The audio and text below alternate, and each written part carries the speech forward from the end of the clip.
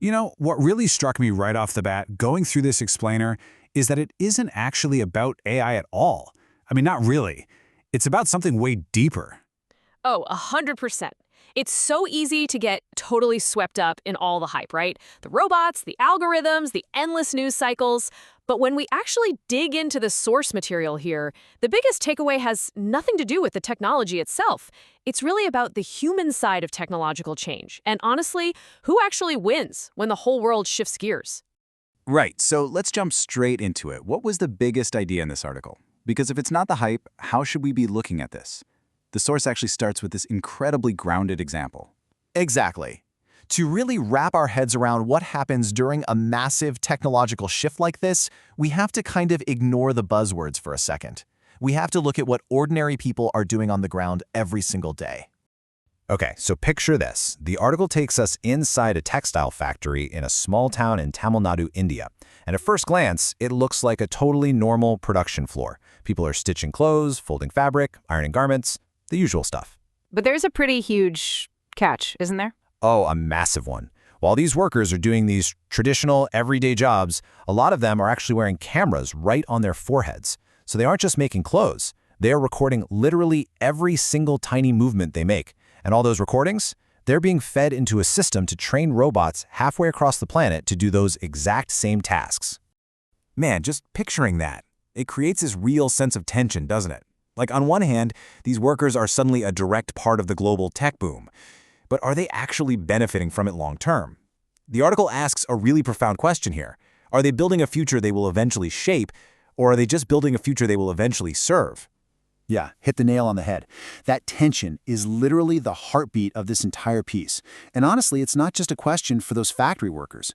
It's a question for every single one of us whenever some crazy new technology rolls out. Are we just helping a machine get smarter, or are we actually securing our own spot in the new world? What's so fascinating about this whole situation is how two totally conflicting stories can be absolutely true at the exact same time. If you look at the left side, we see this incredible opportunity.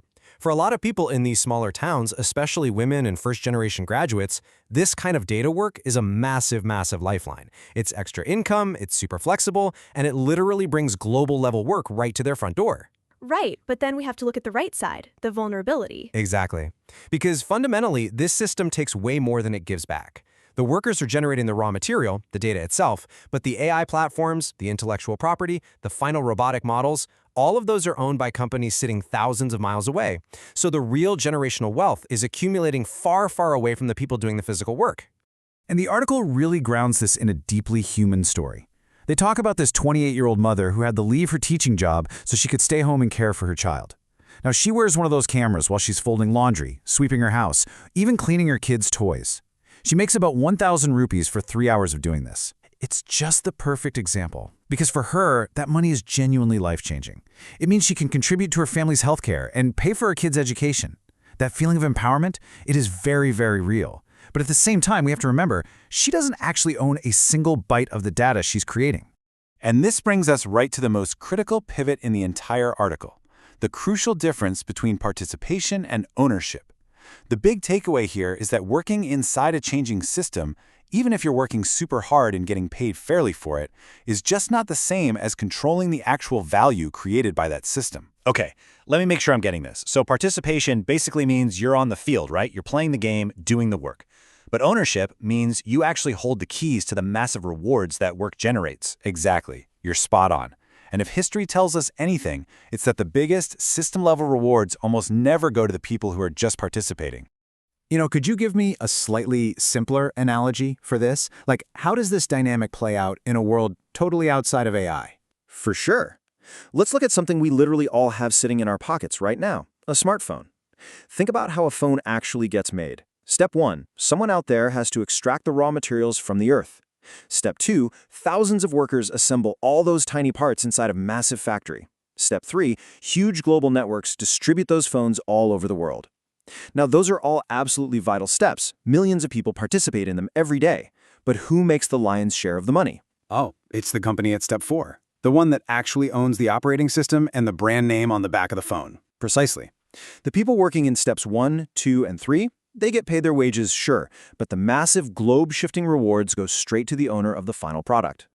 So the core lesson here is that activity happens early in the chain, but the real wealth, the value capture, happens at the very end.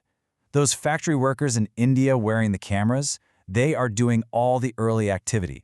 They are literally at the starting line of the supply chain. But the tech companies building the final robots are the ones who are going to own the outcome. Wow, okay, that makes so much sense when you put it like that. It's really not about how hard you work day to day, it's entirely about where you sit within the overall system. Which actually brings us to our first major everyday takeaway, the tutorial trap. This idea that just having access to information is absolutely not the same thing as having real understanding. Because this whole dynamic doesn't just apply to giant tech companies or global supply chains. It applies to regular folks like us, students, small business owners, professionals, just trying to keep our heads above water with all this AI stuff. Oh, absolutely. We've all seen this, right? Or even done it ourselves. Look at these actions that feel so much like real progress. Taking endless online courses, racking up digital certifications, immediately downloading the newest software update, or just using a cool new tool to spit out an automated report. Right. It feels productive. It feels like you're doing the right thing. You're participating. You are. But here is the trap. The trap is tricking yourself into thinking that checking off those boxes is the exact same thing as building a real, durable skill. You're participating in the technology, for sure, but you aren't necessarily building a capability that belongs to you.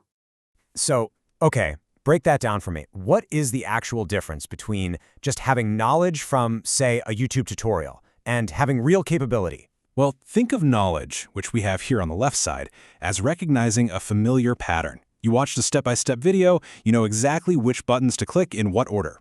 Easy. But capability, over on the right side, is what happens the second that pattern changes.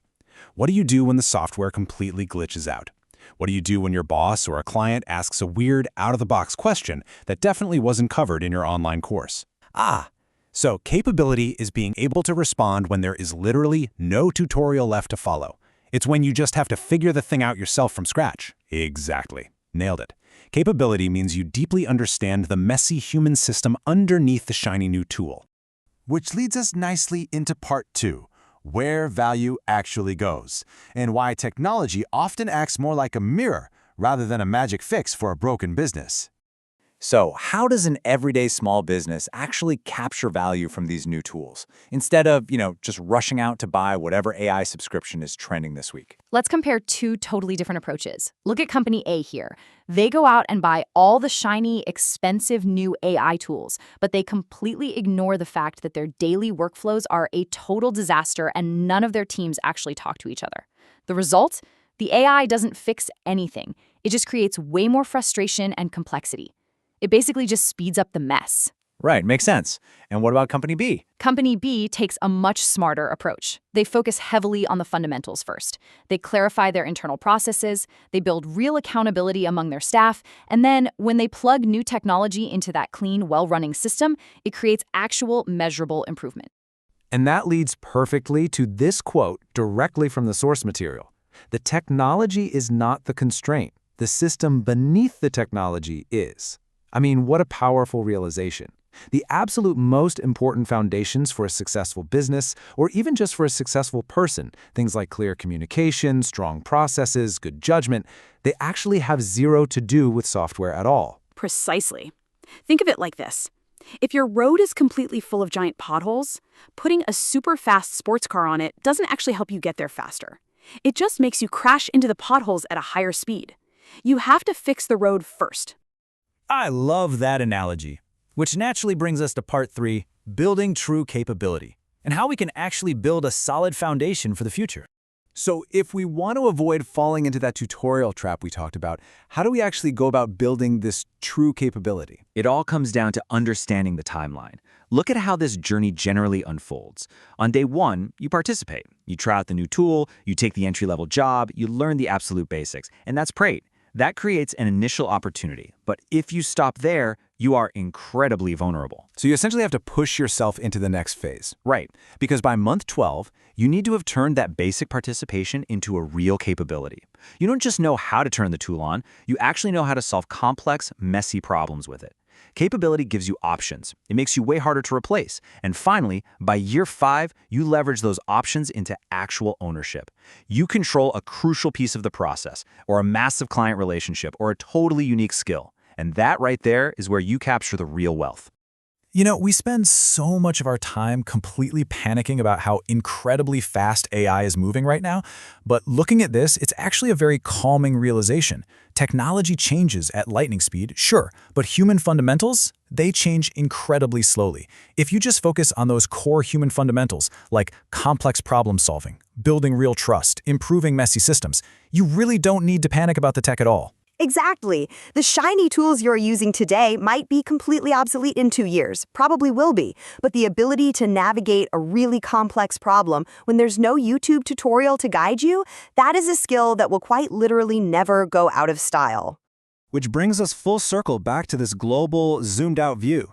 Whether we are talking about a worker in a textile factory in India, a local small business owner, a college student, or even an entire country, the underlying questions remain exactly the same during any massive period of change. Who is creating the value and who is actually capturing it? Right. Are you just letting the change happen to you and adapting to it? Or are you actually learning from it to build and secure your own position? So, as we wrap up this explainer today, we aren't going to sit here and try to predict the exact future of AI. The future is uncertain, and honestly, that's perfectly okay. Instead, we want to leave you with this final provocative thought to reflect on in your own life and your own career. Because the activity, the participation, that is happening everywhere, all around us. The real question you have to ask yourself is, what are you building while you are participating? Are you just building temporary activity, or are you building durable, lasting capability? Because that choice right there, that makes all the difference in the world.